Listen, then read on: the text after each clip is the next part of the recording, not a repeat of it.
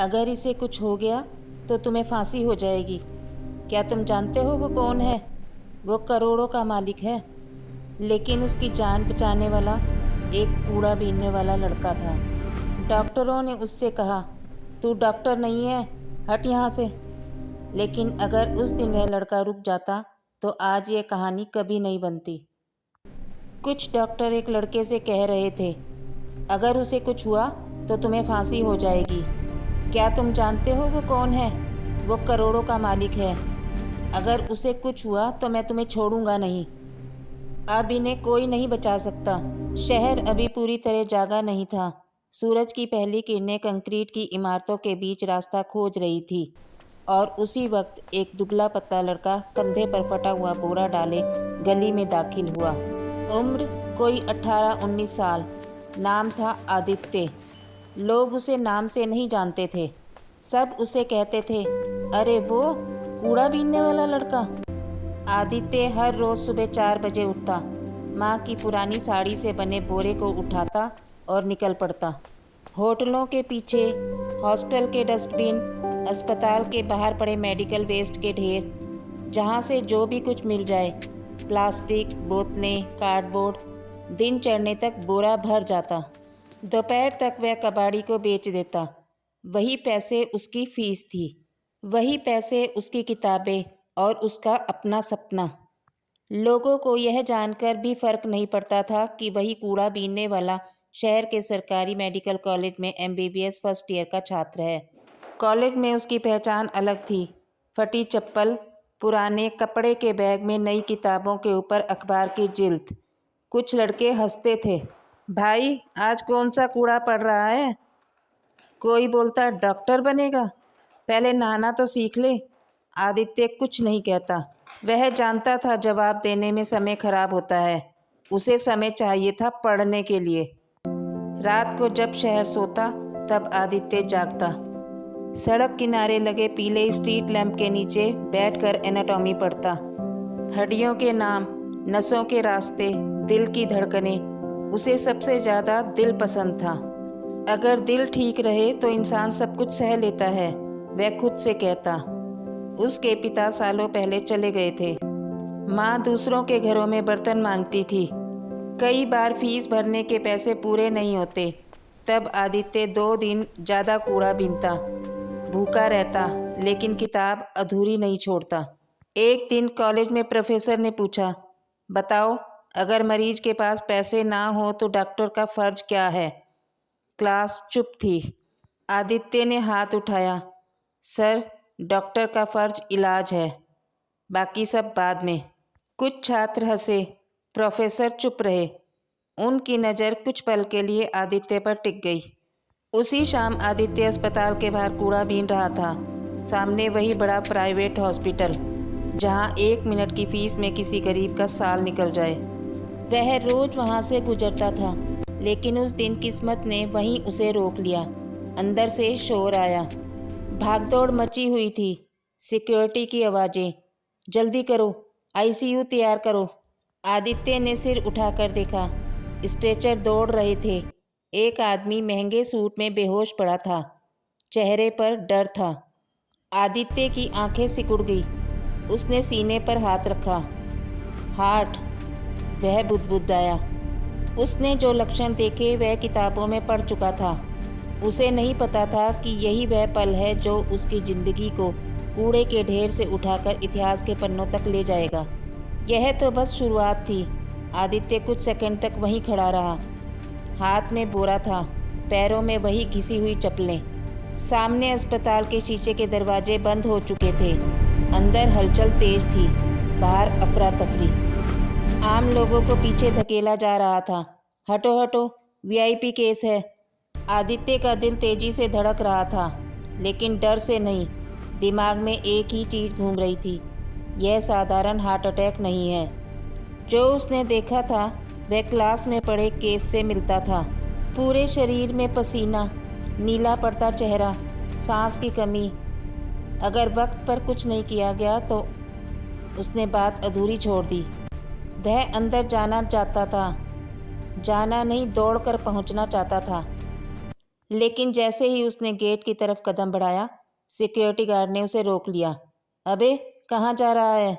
मुझे अंदर जाना है, आदित्य ने शांत आवाज में कहा। गार्ड ने उसे ऊपर से नीचे तक देखा। कंधे पर बोरा, गंदे हाथ, साधारण चेहरा। तू पागल है क्या? हट यहाँ से। आदित्य ने फिर कोशिश की। वह आदमी बहुत गंभीर हालत में है, शायद मैसिव हार्ट अटैक। गार्ड हंस पड़ा। ओ डॉक्टर साहब, चल निकल, वरना अभी डंडा पड़ेगा। आदित्य पीछे हट गया, लेकिन नजरें अब भी कांच के दरवाजे के पार थी। उसे अंदर भागते डॉक्टर दिख रहे थे, बड़े बड़े नाम, महंगी डिग्रियां, फिर भी चेहरे पर घबराहट साफ थी। उसके हाथ अपने आप कांप गए। अगर मैं गलत हुआ तो, अगर मैं अंदर गया और कुछ बिगड़ गया तो। उसने पहली बार अपने डर को महसूस किया। वह सड़क किनारे बैठ गया, बोरा नीचे रखा, माथे पर हाथ रखा। उसे अपनी माँ याद आई। बेटा, तू चाहे कुछ भी बने, लेकिन गलत काम मत करना। यह गलत था या सही? कानून के हिसाब से गलत, लेकिन इंसानियत के हिसाब से सही। अंदर से एक नर्स भागती दिखी। डॉक्टर साहब, बीपी गिर रहा है, किसी ने कहा। आईसीयू रेडी रखो। कुछ समझ नहीं आ रहा। आदित्य उठ खड़ा हुआ। अब डर पीछे छूट रहा था। उसने खुद से कहा, अगर आज चुप रहा तो सारी पढ़ाई बेकार है। वह दोबारा गेट की तरफ बढ़ा। इस बार आवाज़ में झिझक नहीं थी। मैं मेडिकल स्टूडेंट हूँ, उसने ऊंची आवाज़ में कहा। कुछ लोग रुके। मैं एमबीबीएस कर रहा हूँ और मुझे लगता है कि अंदर जो हो रहा है वह सही दिशा में नहीं जा रहा। एक डॉक्टर ने पलट कर देखा। तुम? आदित्य ने सिर हिलाया। हाँ, मैं। और अगर आप मुझे 5 मिनट देंगे तो शायद एक जान बच सकती है। हॉल में सन्नाटा फैल गया। कुछ हंसे, कुछ गुस्से में थे। यह मजाक का वक्त नहीं है, किसी ने कहा। आदित्य जानता था अब पीछे हटने का कोई रास्ता नहीं। या तो वह यहीं रुक जाएगा हमेशा के लिए कूड़ा बीनने वाला बनकर, या फिर वह वो करेगा जिसके लिए उसने कूड़े के ढेर में बैठकर सपने देखे थे। और अंदर समय तेजी से समाप्त हो रहा था। हॉल में खड़े लोग आदित्य को ऐसे देख रहे थे जैसे वह कोई गलत जगह आ गया हो। किसी ने फुसफुसा कर कहा, यह वही कूड़ा बीनने वाला है ना? दूसरे ने हंसते हुए जवाब दिया, अरे हाँ, वही। आज डॉक्टर बनने का नाटक कर रहा है। आदित्य ने किसी की तरफ नहीं देखा। उसकी नज़र सिर्फ उस दरवाजे पर थी जिसके पीछे एक आदमी मौत से लड़ रहा था। तभी एक सीनियर डॉक्टर, सफ़ेद बाल और भारी आवाज़ वाला आगे आया। नाम क्या है तुम्हारा? आदित्य सर। और तुम क्या करोगे अंदर जाकर? आदित्य ने बिना रुके कहा, पहले एंजियोग्राफी रिपोर्ट देखूंगा। अगर मेरी समझ सही है तो ब्लॉकेज ऐसी जगह है जहां डायरेक्ट इंटरवेंशन रिस्की है। डॉक्टर की भौहें तन गई। यह सब तुम्हें कैसे पता? किताबों से सर, और रातों से। उसकी आवाज़ में न घमंड था न डर, सिर्फ यकीन था। कुछ पल के लिए डॉक्टर चुप रहा। अंदर से फिर आवाज़ आई, सर, पल्स बहुत वीक है। डॉक्टर ने गहरी सांस ली। ठीक है, उसने कहा, 5 मिनट। अगर तुमने एक भी गलत कदम उठाया तो तुम्हें खुद बाहर फेंकूंगा। आदित्य को यकीन नहीं हुआ। धन्यवाद सर। उसके हाथ कांप रहे थे जब उसने बोरा एक कोने में रखा। वह हाथ जो कुछ देर पहले कूड़ा उठा रहे थे अब दस्ताने पहन रहे थे। ऑपरेशन थिएटर की लाइट आंखों में चुभ रही थी। मशीनों की बीप बीप उसके दिल की धड़कन से मिल रही थी। मरीज स्ट्रेचर पर पड़ा था, उम्र 50 के आसपास। महंगे कपड़े, लेकिन चेहरा सफ़ेद। मॉनिटर पर लाइनें गड़बड़ थी। आदित्य ने स्क्रीन देखी। उसका शक सही था। लेफ्ट साइड में मेजर ब्लॉकेज है, उसने धीरे से कहा। एक नर्स ने हैरानी से उसकी तरफ देखा। डॉक्टर ने पूछा। अब आदित्य ने निगलते हुए कहा, अगर अभी स्टैंडर्ड तरीका अपनाया गया तो दिल जवाब दे सकता है। कमरे में सन्नाटा था। तो तुम्हारा तरीका? आदित्य ने सिर उठाया। रिस्की है, लेकिन यही आखिरी रास्ता है। डॉक्टर ने घड़ी देखी। तुम्हारे पास 2 मिनट है। आदित्य ने अपनी सांस संभाली। उसने माँ का चेहरा याद किया और फिर हाथ बढ़ाया। उस पल वह ना गरीब था, ना कूड़ा बीनने वाला। वह सिर्फ एक मेडिकल स्टूडेंट था जो एक इंसान की धड़कन थामे खड़ा था। ऑन ऑपरेशन थिएटर में घड़ी की टिक टिक अचानक बहुत तेज लगने लगी। हर सेकंड किसी फैसले जैसा था। आदित्य की उंगलियां दस्तानों के अंदर हल्की नम थी, लेकिन पकड़ मजबूत थी। उसने खुद से कहा, डर को बाहर रखो, दिमाग को अंदर। सीनियर डॉक्टर उसकी हर हरकत देख रहे थे। कुछ को गुस्सा आ रहा था, कुछ को डर और कुछ को अजीब सा कौतूहल। अगर कुछ भी गलत हुआ, एक डॉक्टर ने धीरे से कहा। आदित्य ने बात पूरी नहीं होने दी। तो जिम्मेदारी मेरी होगी। उसने स्क्रीन पर फिर नज़र डाली। ब्लॉकेज हार्ड है, उसने कहा। सीधे रास्ते से दबाव डालेंगे तो आर्टरी फट सकती है। डॉक्टर ने चिढ़कर पूछा, तो क्या दिल से बात करेगा? आदित्य ने पहली बार उनकी तरफ देखा। नहीं सर, दिल के पीछे से जाऊंगा। कमरे में हलचल मच गई। यह बहुत खतरनाक है। एक स्टूडेंट यह सब करेगा? यह पागलपन है। आदित्य ने किसी की नहीं सुनी। उसने पतला कैथेटर लिया। उसकी हर मूवमेंट सोच समझकर थी, जैसे उसने यह सब पहले भी सैकड़ों बार किया हो। असल में किया भी था, किताबों में, वीडियो में, अपने दिमाग में। मॉनिटर पर लाइनें डगमगाई। बीपी गिर रहा है, नर्स बोली। एक डॉक्टर आगे बढ़ा। रुको, आदित्य ने शांत आवाज में कहा। अगर अभी रुके तो सब खत्म। उसकी आवाज़ में ऐसा भरोसा था कि कोई आगे नहीं बढ़ा। उसने आखिरी हल्का सा दबाव दिया। एक पल के लिए सब थम गया। फिर बीप बीप बीप लय वापस आ रही थी। मॉनिटर की लाइन सीधी नहीं रही। दिल फिर से बोलने लगा था। किसी के मुंह से निकला, यह हो गया। आदित्य ने धीरे से हाथ पीछे खींचे। उसके कंधे ढीले पड़ गए।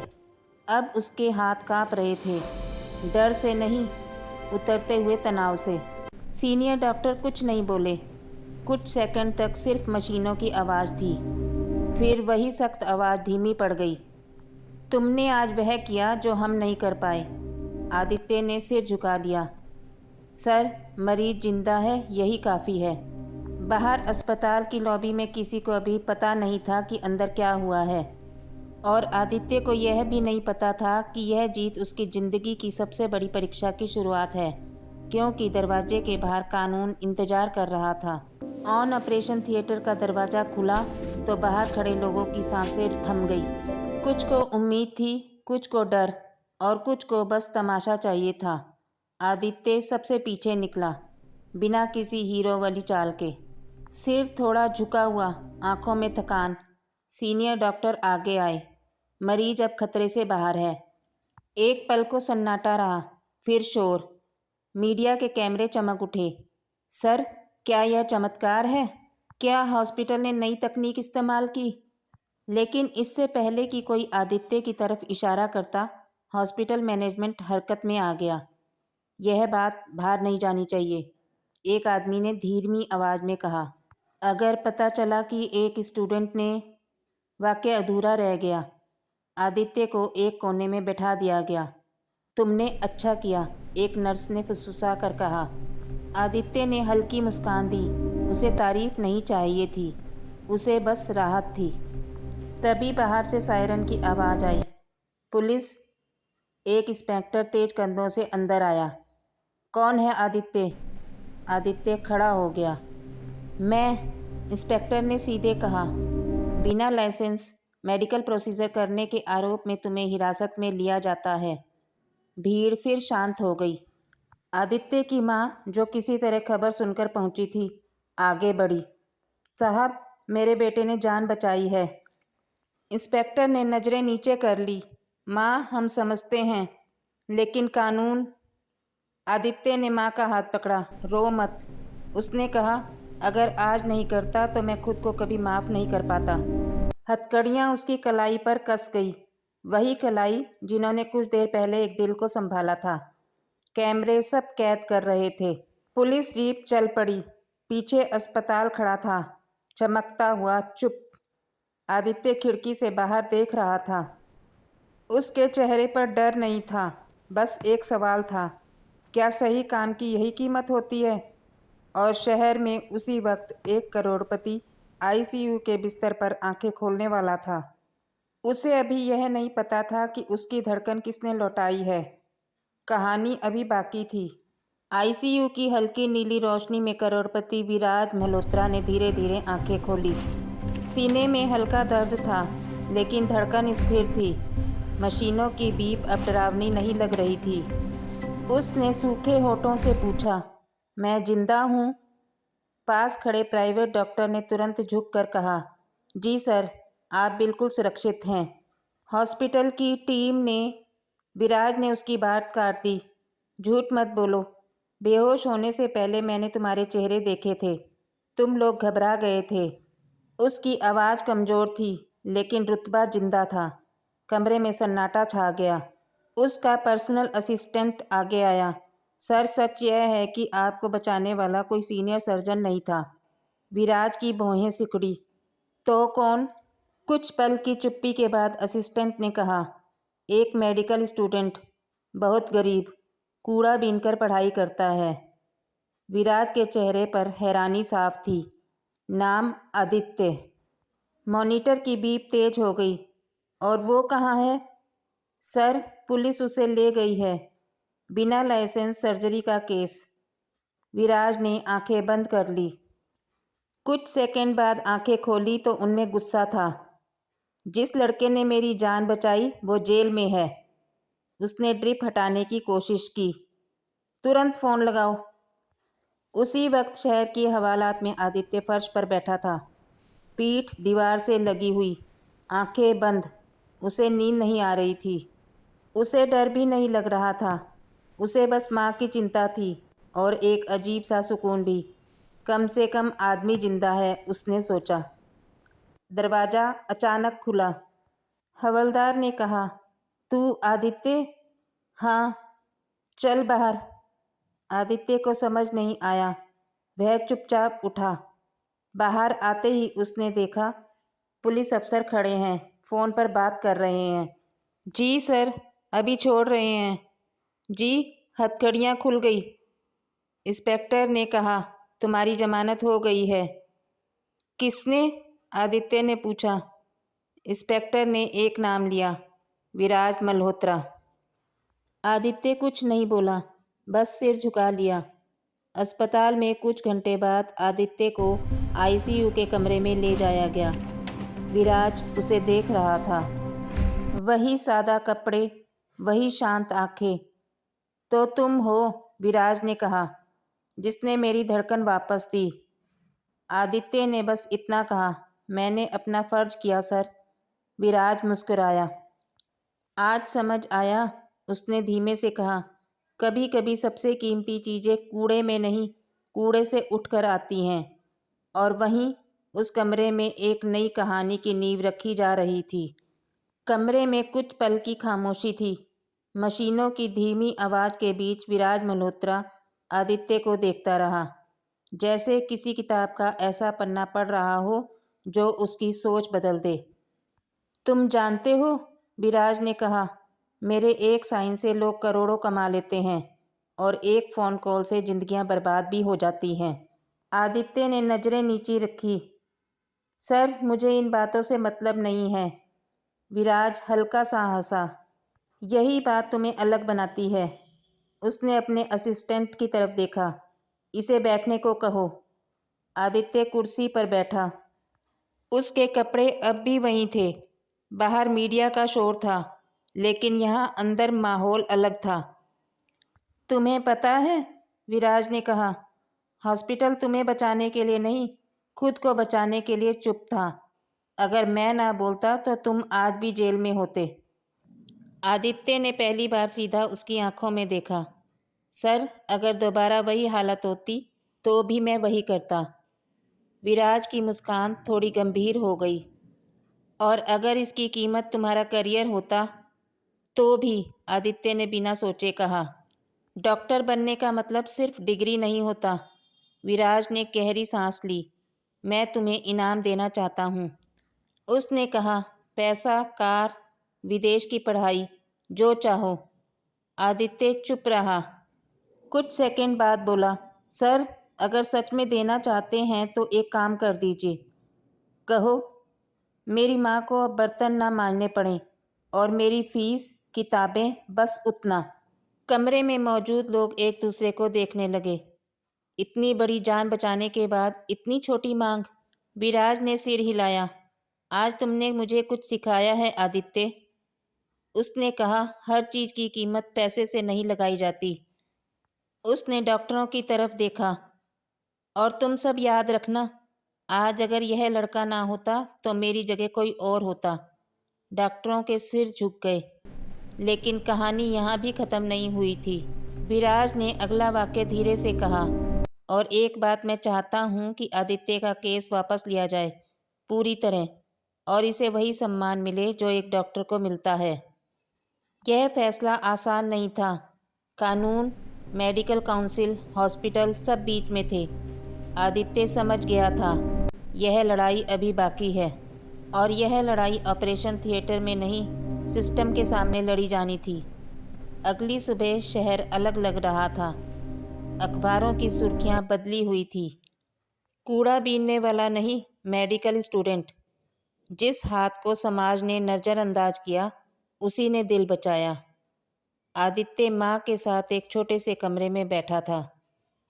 वही कमरा, वही टूटी कुर्सी, लेकिन आज हवा में कुछ और था, डर नहीं। आदित्य ने अखबार मोड़ा।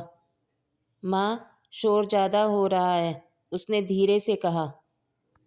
माँ ने उसकी हथेली पकड़ ली। बेटा, पहली बार लोग सच देख रहे हैं। उसी दिन मेडिकल काउंसिल की इमरजेंसी मीटिंग बुलाई गई। हॉस्पिटल के बड़े अधिकारी, सीनियर डॉक्टर और कानून के लोग आमने सामने थे। एक तरफ नियम थे, दूसरी तरफ एक जिंदा इंसान। सीनियर डॉक्टर वही बोले जो ऑपरेशन थिएटर में खड़े थे। अगर उस दिन आदित्य ना होता तो हम एक लाश पर चर्चा कर रहे होते। काफ़ी देर बहस चली। आखिर फैसला आया। आदित्य पर कोई केस नहीं चलेगा। उसका मेडिकल रिकॉर्ड साफ रहेगा, और सबसे बड़ी बात, उसे स्पेशल मेरिट स्कॉलरशिप दी जाएगी। यह कोई इनाम नहीं था, यह स्वीकार था। कुछ हफ्तों बाद आदित्य फिर कॉलेज गया। इस बार लोग हंसे नहीं। कुछ ने रास्ता दिया, कुछ ने हाथ मिलाया। वही लड़के जो पहले ताना मारते थे, अब पूछ रहे थे, भाई कैसे किया? आदित्य वहीं रहा, शांत, काम में डूबा हुआ। फ़र्क सिर्फ इतना था कि अब वह कूड़ा बीनने नहीं जाता था, लेकिन वह कभी नहीं भूला कि वह कहाँ से आया है। एक शाम वह उसी बड़े हॉस्पिटल के सामने खड़ा था, लेकिन इस बार बोरा कंधे पर नहीं था, आईडी कार्ड गले में था। उसने अंदर देखा और मन ही मन कहा, मैं आ गया। कहानी यहीं ख़त्म नहीं होती, लेकिन उस दिन से शहर ने एक बात सीख ली थी, इंसान की पहचान उसके कपड़ों से नहीं, उसके काम से होती है।